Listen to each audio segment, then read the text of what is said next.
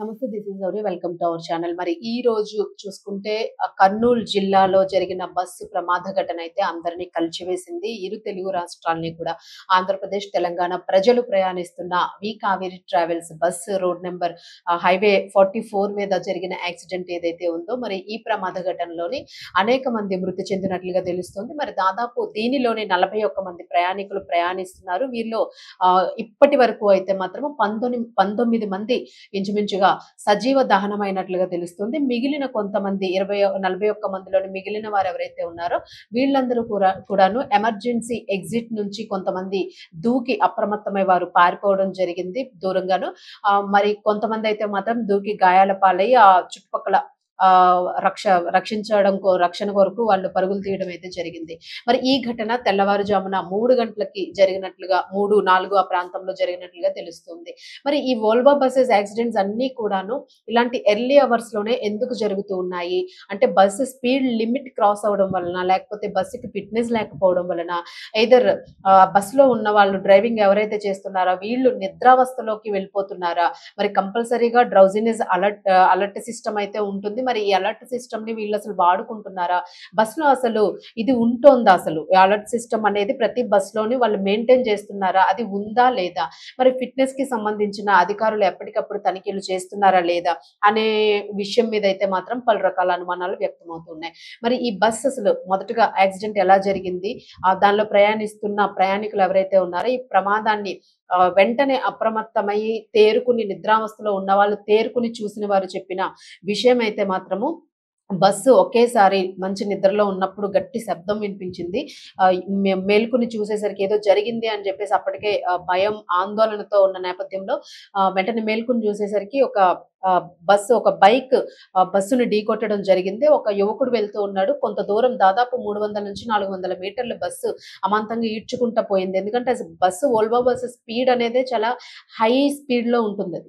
So, అంత స్పీడ్‌లోనే ఆ బైక్‌ని ఈడ్చుకుంటూ లాక్కెళ్ళిపోవడం వల్ల బైక్ మీద వెళ్తున్న యువకుడైతే మృతి చెందాడు. మరి ఆ యువకుడు ఈ మధ్య కాలంలోనే తనకి పెళ్లి చేసుకోని నేపథ్యంలోనే పెళ్లి చూపులు కోసమని ప్రయత్నం చేస్తున్న నేపథ్యంలోనే ప్రయాణిస్తున్న టైంలోనే యాక్సిడెంట్ జరిగింది. మరి పెళ్లి కోసం చూస్తూ ఉన్నాము. శుభకార్యం జరగాల్సిన ఇంట్లోని ఇప్పుడు ప్రస్తుతం విషాదంతో నిండిపోయిందని చెప్పేసి కుటుంబ సభ్యులు రోదిస్తున్న పరిస్థితి ఉంది. మరి అలాగే బస్సులో ఏదైతే ఆ బైక్‌ని ఈడ్చుకుంటూ వెళ్ళిపోయిందో యువకుడైతే మృతి చెందాడు. మరి ఈ బస్సుకి సంబంధించి యాక్సిడెంట్ అవ్వడానికి కారణం ఆ చిన్న యాక్సిడెంటేనా? గుద్దితేనే జరిగిందా అంటే కాదు. గుద్దుకున్న వెంటనే ఆ బైక్ పక్కకెక్కడికి తుళ్ళిపోకుండాను బస్సు కింద భాగంలోకి వెళ్లి ఇరుక్కుపోయిందనమాట.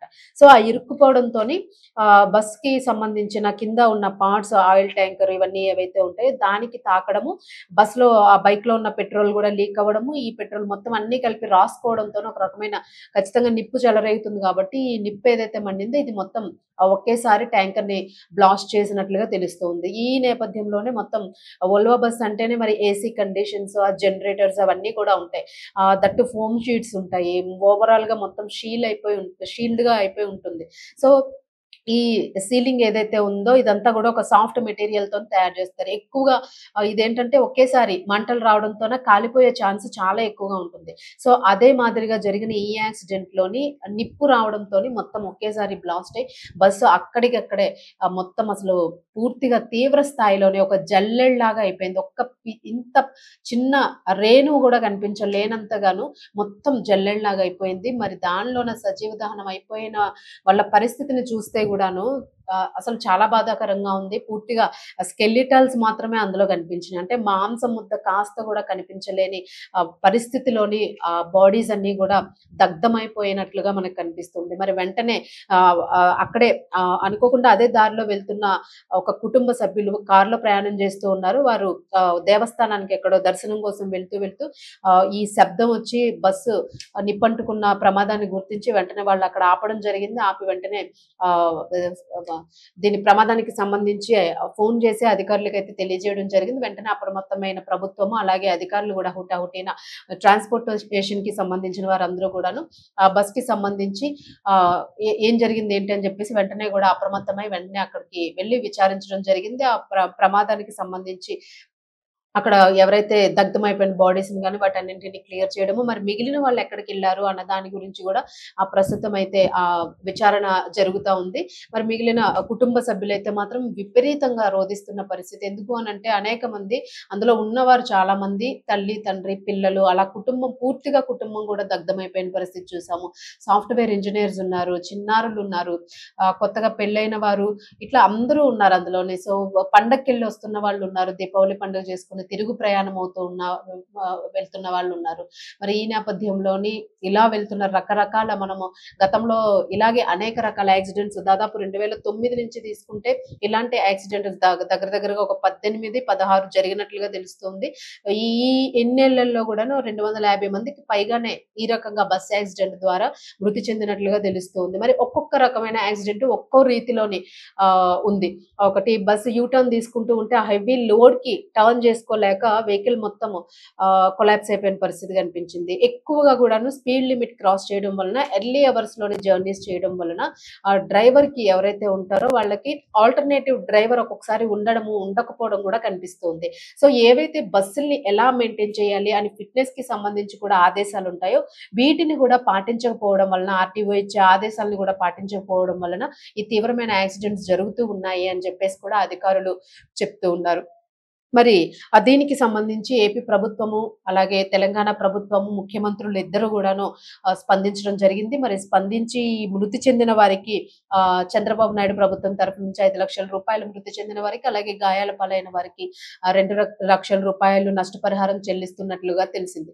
మరి అలాగే తెలంగాణ ప్రభుత్వం నుంచి కూడాను, అలాగే ప్రధానమంత్రి గూడా కొంత నష్టపరిహారాన్ని ఖచ్చితంగా మృతుల కుటుంబాలకి చెల్లించాలని చెప్పేసి ఆయన తరపు నుంచి గూడా కొంత కాంట్రిబ్యూషన్ ఉంది. అలాగే గవర్నర్, రాష్ట్రపతి అందరూ గూడాను ప్రతి ఒక్కరు గూడాను ఇన్వాల్వ్ అయ్యి దీనిలోన హుటాహుటిన చర్యలు తీసుకోవడం జరిగింది. అయితే ప్రమాదం ఎక్కడ జరిగింది అనే దాని గురించి మాత్రము ఖచ్చితంగా కఠినమైన చర్యలైతే తీసుకోవాల్సి ఉంది. ఏవైతే ప్రైవేట్ ట్రావెల్స్ గాని ఏవైనా ఇలాంటి వోల్వో బసెస్ మెయింటైన్ చేస్తున్న వాళ్ళు ఎవరైనా గూడాను ఫిట్‌నెస్‌లు ఎందుకు మెయింటైన్ చేయడం లేదు? స్పీడ్ లిమిట్ ఎందుకు క్రాస్ చేస్తూ ఉన్నారు? మహా అయితే ఒక అరగంట, గంట లేట్ అవ్వచ్చు. కానీ ఎర్లీ అవర్స్‌లోనే స్పీడ్ లిమిట్‌ని కాస్త తగ్గించుకొని ఏవైతే అవధులున్నాయో దీనికి సంబంధించిన పర్మిట్స్‌లో ఉన్న లిమిట్ ఏదైతే ఉందో ఆ లిమిట్‌లో వెళ్ళకుండా ఎందుకు క్రాస్ చేస్తున్నారు అనేది ప్రతిసారి గూడాను చెప్తున్నా గూడాను దానికి సంబంధించి ఒక దాన్ని ఎవరు ఫాలో అవ్వడం లేదు అన్నదైతే ఇందులో క్లియర్ కట్‌గా అర్థమవుతుంది. సో, ఒక్కరు కాదు, ఇద్దరు కాదు, ఇలా ఇంతమంది కుటుంబాలు విషాదంలో మునిగిపోయాయి అనంటే ఖచ్చితంగా దీనిలోని ఏదైతే ఉందో ఆ నిర్లక్ష్యమే ఖచ్చితంగా కారణము అనేదైతే మాత్రం క్లియర్ కట్‌గా అర్థమవుతూ ఉంది. అయితే విధిరాతను పక్కన పెడితే మనలో ఉన్న నిర్లక్ష్యం గూడా ఇలాంటి ప్రమాదాలకి దారితీసే అవకాశం ఉంది కాబట్టి అధికారులైతే మాత్రము ఎవరైతే ఆ బస్ డ్రైవర్ ఉన్నారో ఒకరు పరారీలో ఉన్నారు, మరి ఒకరిని అదుపులోకి తీసుకున్నారు. ఖచ్చితంగా వాళ్ళకి ప్రమాదం తెలిసినప్పుడే వాళ్ళు వెంటనే అప్రమత్తం అయిపోతారు. వాళ్ళకి ఆల్రెడీ ఎక్స్‌పర్‌టీస్ ఉంటారు. వాళ్ళకి ఒక ట్రైనింగ్ ఉంటుంది. ఎంత తొందరగా వాళ్ళు ఎస్కేప్ అవ్వచ్చు అన్నది వాళ్ళు ప్రమాదాన్ని గుర్తించి ఎస్కేప్ అవుతారు.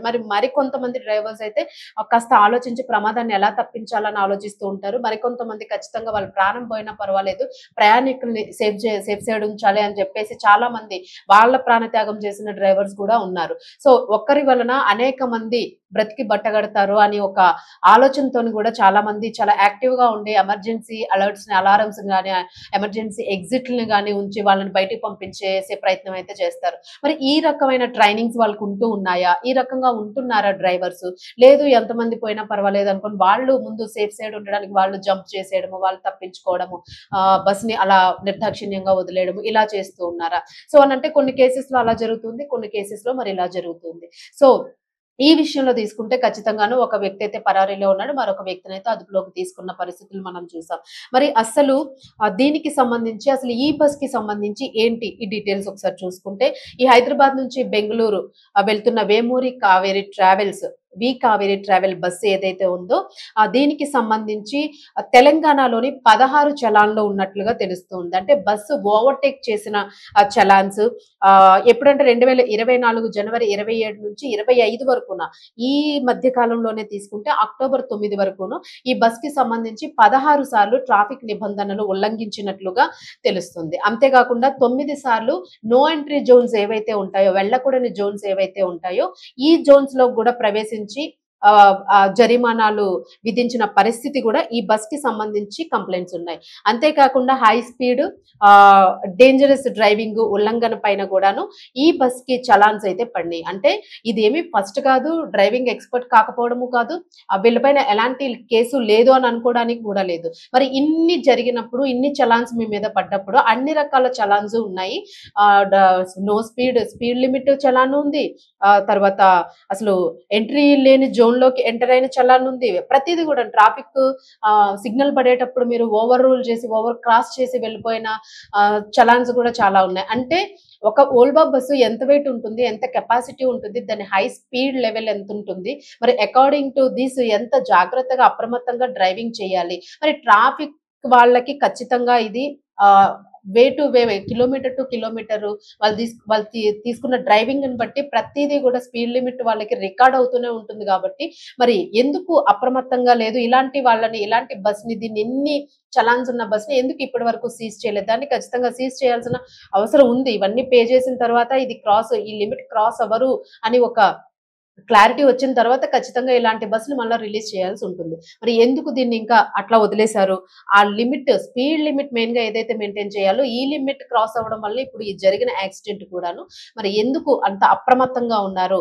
ఇది అధికారుల్ని అనాల్సిందా, లేకపోతే ఆ ట్రావెల్స్ ని అనాల్సిందా, లేకపోతే డ్రైవర్ ని అంటామా? సో వీళ్ళందరూ ఇందులో భాగస్వామ్యుల, ఇంతమంది మృతికి వీళ్ళందరూ కారణమా అనే కోణంలో అయితే ఖచ్చితంగా దర్యాప్తు చేసి కఠినంగా శిక్షణ అయితే అమలు చేయాల్సిన పరిస్థితి కనిపిస్తుంది. కఠినంగా ప్రతి ఒక్కరిని కూడాను ఈ విషయంలోని ఖచ్చితంగా శిక్షించాల్సిన అవసరం ఉంది, అదుపులోకి తీసుకుని. అలాగే వీళ్ళకి సంబంధించిన లైసెన్సులు గాని ఏవైతే ఇవన్నీ ఉంటాయో వీటికి సంబంధించి గట్టి చర్యలు తీసుకోవాలని చెప్పేసి అయితే మాత్రము ప్రజలు డిమాండ్ చేస్తూ ఉన్నారు. ఎందుకు అనంటే ఒక నమ్మకంతోనే బస్ ఎక్కుతారు, ఒక కుటుంబం పెళ్లికి వెళ్తూ ఉంటుంది, పండగలకు వెళ్తూ ఉంటుంది, లేదంటే అనేక మంది యువత, అమ్మాయిలు, అబ్బాయిలు, వాళ్ళు కొత్తగా ఉద్యోగాలు చేసుకునే వాళ్ళు, వీళ్ళందరూ కూడా వాళ్ళ గమ్యస్థానాన్ని చేరుకోవాలని వాళ్ళ ప్రయత్నంలోని ఎన్నో ఆశలతో వెళ్తూ ఉంటారు. సో ఇలాగ వాళ్ళ అన్ని కూడాను ఇలా కొలాప్స్ అయిపోతూ ఉన్నాయి. మరి రీసెంట్ గా ఒక సినిమా కూడా తీశారు దీనికి సంబంధించి, జర్నీ అనే మూవీ. ఎవరెవరు ఎలాంటి సందర్భంలో ఉంటారు అని చెప్పేసి నిజంగా అది హృదయ విదారకమైన, అది చూస్తూ ఉంటేనే మూవీ మొత్తము కన్నీటి పర్యంతం అయిపోయిన పరిస్థితి. ఎందుకు తీశారు దాన్ని? సో ఇలాంటి సిచ్యువేషన్స్ ఉన్నాయి కాబట్టి ఇలా జరిగితే ఎన్ని కుటుంబాలు విషాదంలో మునిగిపోతాయి అన్న దానికి ఒక మార్పుని తీసుకురావాలని తీసిన అటువంటి వాటికి కూడా ఎలాంటి విలువ లేకుండా పోతుంది అన్నది కూడా మనకు అర్థమవుతుంది. మరి దీనికి సంబంధించి అసలు ఈ బస్సు ఎక్కడ రిజిస్ట్రేషన్ అయింది ఏంటి అన్నది కూడా ఒకసారి మనం చెక్ చేసుకుందాము. ఈ ప్రమాదానికి గురైన బస్ అయితే మాత్రము DD01N9490 నెంబర్ తోని రిజిస్ట్రేషన్ అయినట్లుగా తెలుస్తుంది. ఇది ఏపీ రవాణా శాఖ, ఆంధ్రప్రదేశ్ రవాణా శాఖ అయితే దీన్ని వెల్లడించినట్లుగా తెలుస్తుంది. మరి ఈ బస్సు ఫిట్ గానే ఉందని బైక్ ని బలంగా ఢీకొట్టడం వల్లే బస్సులో మంటలు వచ్చాయని తెలిపింది. ఇప్పుడు ఏదైతే ఆంధ్రప్రదేశ్ ట్రాన్స్పోర్టేషన్ కమిషన్ ఉందో దానికి సంబంధించి ఐపీఎస్ మనీష్ కుమార్ గారు వెంటనే అప్రమత్తమయ్యి దాన్ని పరిశీలించి ఈ కేసుకి సంబంధించిన అసలు ఏమైందని మొత్తం విచారించిన తర్వాత ఇచ్చిన డీటెయిల్స్ అన్నమాట ఇవన్నీ. సో బస్ అయితే ఫిట్ గానే ఉంది. బైక్ కొట్టడం వల్లనే అఫ్ కోర్స్ బైక్ వాడు స్పీడ్ గా వచ్చాడా, బస్ అయితే ఆటోమేటిక్ గా స్పీడ్ గానే వెళ్తుంది ఖచ్చితంగా నా టైంలోని. మరి ఎందుకంటే అందులో ఉన్న ప్యాసింజర్స్ కొంతమంది చెప్పడం కూడా జరిగింది, ఆ టైంలో బస్ అయితే దాని స్పీడ్ లో అది వెళ్తా ఉంది, ఇట్లా పెద్ద శబ్దం వచ్చింది అని చెప్పేసి కొంతమంది ప్రత్యక్ష సాక్షులు ఎవరైతే ఉన్నారో గాయపడిన వ్యక్తులు, వీళ్ళు చెప్పిన వాంగ్మూలం కూడా అదే ఉంది. మరి ఈ రిజిస్ట్రేషన్ 2018 మే 2న బస్సు డామండయ్యూలోని రిజిస్ట్రేషన్ అయినట్లుగా తెలుస్తుంది. ఈ బస్సుకు సంబంధించి 2030 ఏప్రిల్ 30 వరకున 2030 ఇంకా ఉంది, ఇది 2025. 2018లోని ఈ బస్ ని రిజిస్ట్రేషన్ చేసుకున్నారు. 2030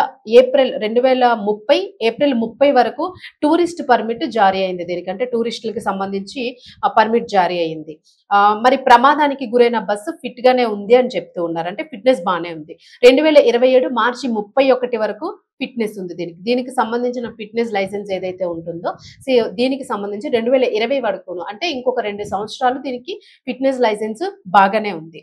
అలాగే ప్రమాదానికి గురైన బస్సు ఫిట్ గానే ఉందని కూడా చెప్తున్నారు. 2026 ఏప్రిల్ 20 వరకు 2026 ఏప్రిల్ 20 వరకు బస్కు ఇన్సూరెన్స్ కూడా ఉంది. అంటే దీనికి సంబంధించిన పేపర్స్ అయితే ఆల్మోస్ట్ ఆల్ కరెక్ట్ గానే ఉన్నట్లుగా అనిపిస్తుంది. అంటే బస్సు ఫిట్ ఉంది, ఇన్సూరెన్స్ ఉంది, అలాగే ఫిట్నెస్ ఉంది అని అధికారులు వెల్లడించిన విషయాలు ఇవన్నీ కూడాను. అంటే మనకి మీడియా పరంగా మనకి వచ్చిన డేటా ప్రకారము మనం చూస్తున్నది. బైక్ ని బలంగా ఢీకొట్టడం వల్లే బస్సులో మంటలొచ్చాయి. అన్ని కోణాలను పూర్తి స్థాయిలోని దర్యాప్తు చేస్తున్నామని చెప్పేసి అధికారులు ఈ విషయాన్నైతే వెల్లడించినట్లుగా తెలుస్తుంది.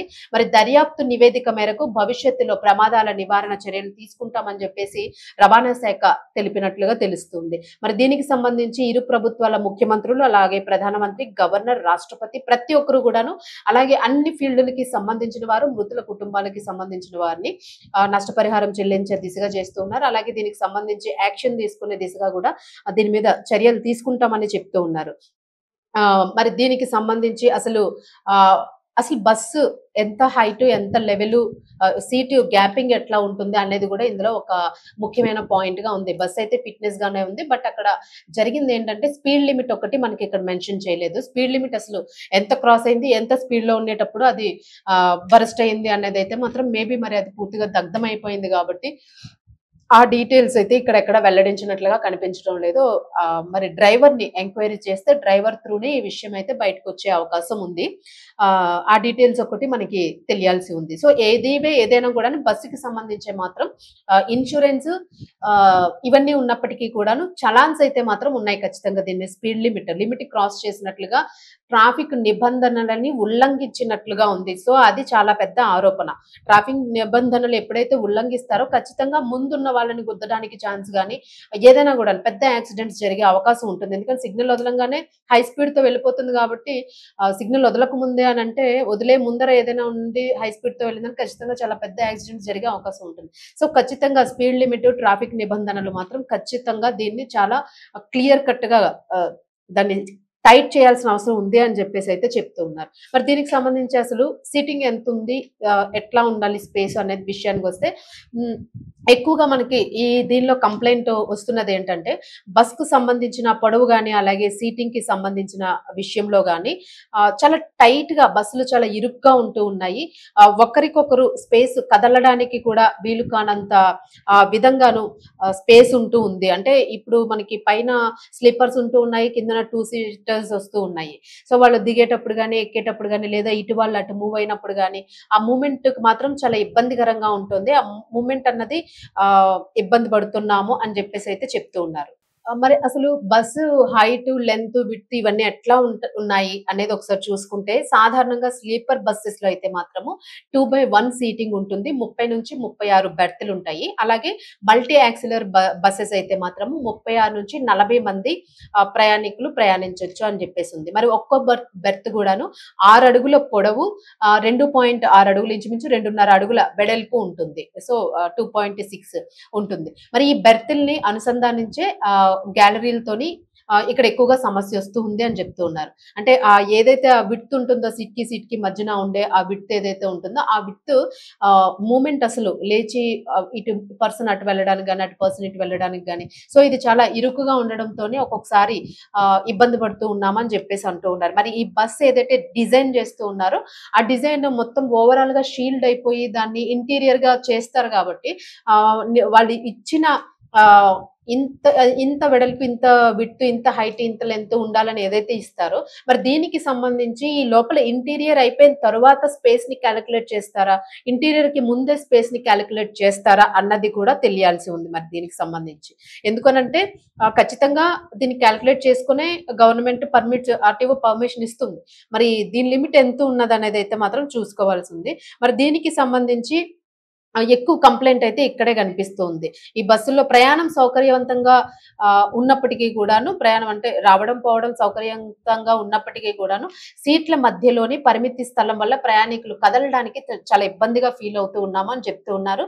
సో, సమ్ టైమ్స్ ప్రమాదాలు ఇలా జరగడానికి ఎవరైనా ప్రమాదం జరిగి లోపల ఇరుక్కున్న పరిస్థితులుంటే ఎగ్జిట్‌లోంచి బయటికెళ్ళడానికి గూడా చాలా ఎక్కువ టైం పట్టేస్తుంది అని అంటున్నారు. ఇక స్లీపర్ బసెస్ హైట్ విషయానికొస్తే ఎత్తు కూడా చాలా సమస్యగా మారుతోంది అని చెప్తూ ఉన్నారు. ఎందుకు అనంటే ఇప్పుడు పైన ఒక బెర్త్ ఉంటుంది. మళ్ళా కింద సీటింగ్స్ ఉంటాయి. హైట్ కూడా చూసుకుంటే ఇంటీరియర్ అయిపోయిన తర్వాత హైట్ చాలా తక్కువగా కనిపిస్తుంది. దాదాపు 8-9 అడుగుల వరకు మాత్రమే ఉంటున్నట్లుగా తెలుస్తోంది. ఒకవేళ బస్సు ఉన్నట్టుండి ఏదైనా ఒక వైపుకి ఒరిగిపోయిందనుకోండి. ఒరిగిపోయినప్పుడు ప్రయాణికులు కిటికీలు లేదా ఎమర్జెన్సీ ఎగ్జిట్‌లని చేరుకోవడము చాలా కష్టంగా ఉంటుంది అని చెప్తూ ఉన్నారు. ఎందుకంటే ఈ హైట్ ఏదైతే ఉంటుందో ఈ హైట్‌కి సంబంధించి రెస్క్యూ ఆపరేషన్ చేయడానికి కూడా చాలా కష్టతరంగా ఉంటుంది అని చెప్పేసైతే మాత్రం ఆరోపణలు వినిపిస్తున్నాయి. మరి బస్సు ఎక్కే ప్రయాణికులని బయటికి తోసేలోపు ఏదైతే ప్రాబ్లమ్ వచ్చిందో వాళ్ళని ఎగ్జిట్ లోంచి బయటికి తోసే లోపే మృతుల సంఖ్య పెరిగిపోయే ఛాన్స్ ఎక్కువగా ఉంటుంది అని చెప్పేసి నిపుణులు భావిస్తూ ఉన్నారు.